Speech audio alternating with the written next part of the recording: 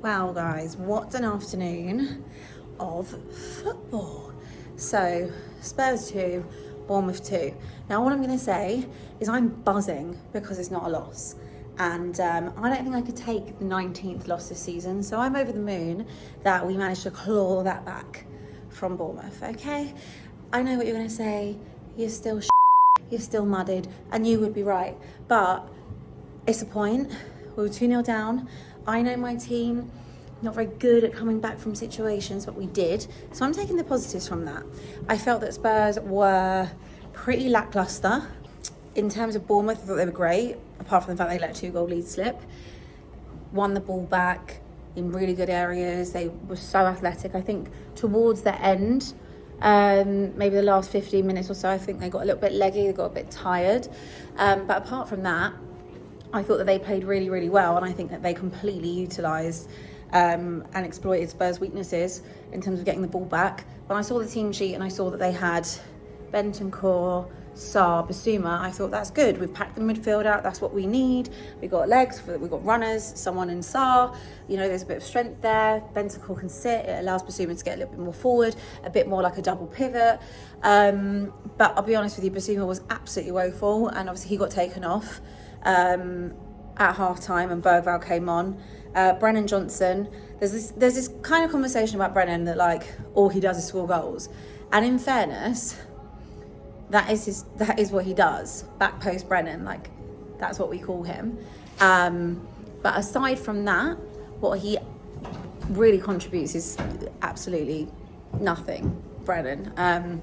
So then he was hooked, and on came Son, who obviously won the pen and put that in the back of the net. I thought he did all right when he came on, to be fair.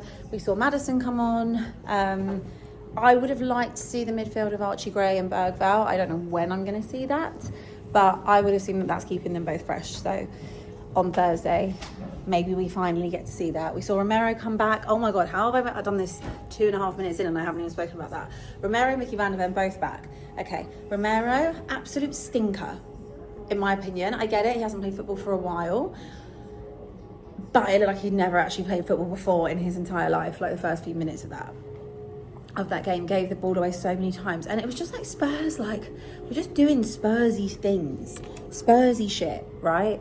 Just losing the ball, playing out from the back, pissing about with it, like just putting yourself under so much pressure in the first like 10-15 minutes. And I'll be honest with you, if it wasn't for Vicario, Spurs would have been nowhere near that game. They would have lost that game. So I want to give him a big up and a big shout out as well, because there's sometimes we've been critical of him over the years, saying that he's flappy and whatever.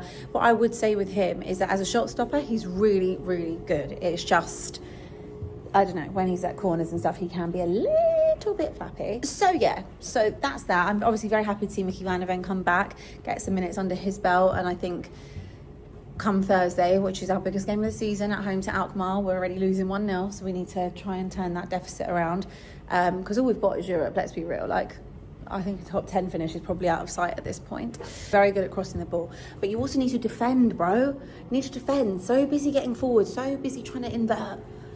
No, you know, that's why, you know, Kirke's brilliant player, been unreal this season, but part of the problem is that, like, where was my right back, bro? Where were you? Nowhere to be seen. And then obviously you're coming up against like Brennan Johnson as well, and it's just like, mate. So I thought we looked better second half, 100% to the first. There are no more excuses. I cannot sit here and say about Ange and be like, well, we've got injuries, and when this one's back and that one's back. Solanke, it's something different. Focal point, holds the ball out well, brings players into games as well, and I really appreciate that. Yeah, so Solanke. Odegaard had an okay game. Look, like I said, I'm not going to make excuses. I'm not going to do that. I'm on Ange watch. I've been on Ange watch slightly, even though I've always said like I'm going to run up the M1, and I will run up the M1 still, because I still don't want to get another manager, because I feel like I've had 5 managers in 5 years. Like, I just want stability, don't I? This is why I keep saying I don't want to sack Ange. Doesn't mean that I think he's perfect. It just means that I want to have some form of stability. So yeah, I'm still on the Ange wagon. I'm still on the Ange train. But if we go out the cup, I think it's just the level of performance is just really poor. Like we saw against Alkmaar, it was just really, really bad. The standard was just low, but I also think the players have to take accountability for that as well. It can't just be on Ange. Like when they make stupid mistakes and stupid errors, e.g. Porro, leaving all that space going forward and having no one to cover. Yeah, I can say it's easy to cut through us 1-2 passes and you're through. You just bypass the whole midfield, right? But at the same time, there has to be some form of accountability that's taken from the players. So that, but I will give them credit for coming back into the game. Obviously the goal from Salah, hello. I mean, we all know that was meant to be a cross, but we'll take it. We will absolutely take that. And we will also fully take, Kepa, ex-Chelsea, doing a madness and giving away a ridiculous pen while Sonny's going away from goal. So we'll take it, and a 2-2 draw. We've absolutely got out of there. Probably didn't deserve it. Bournemouth deserved it over the full 90. But we leave our ground with points. And big up to the protest again today. Finally, what I was going to say, following on from that game, was obviously United against Arsenal. And I really enjoyed that game. Like the first half of it obviously was a little bit lackluster, I think, from like a United standpoint, until the goal. And what a goal that was, by the way, from Bruno. What a hit, son. Yeah, what I would say is it was a little bit like attack versus defence for that first half. I thought Aiden Heaven, when he came on, I really enjoyed his performance against his old club. I really wanted to see Cheeto, didn't get to see him. Højlund missing those chances. It was a really end-to-end game, and obviously the Rice goal is an unbelievable finish on that as well. But from my standpoint, as neutral as I am, I really enjoyed it. And yeah, a point apiece. I mean, look, we know the league is done. They went and scored 7 goals the other week, Arsenal, against PSV, but lightning doesn't strike twice. That's not going to happen. And I'm in a little battle with United. Mud siblings. You know this. We're mud siblings. So my little mud siblings out here, I will take them getting a point against Arsenal. And everyone's a winner this weekend, aren't they?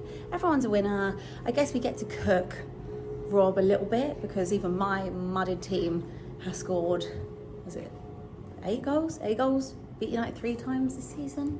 But Arsenal are not always great at breaking down a low block, and that did take some time. And they're going to say injuries. Well, I've had injuries for months and no one cares about me. So anyway, guys, good weekend all round. Didn't lose. I'm happy. I got players back. And now we just look forward to Thursday. And hopefully we don't go out of Europe, because that is literally all I've got other than that. So, love you. See you tomorrow.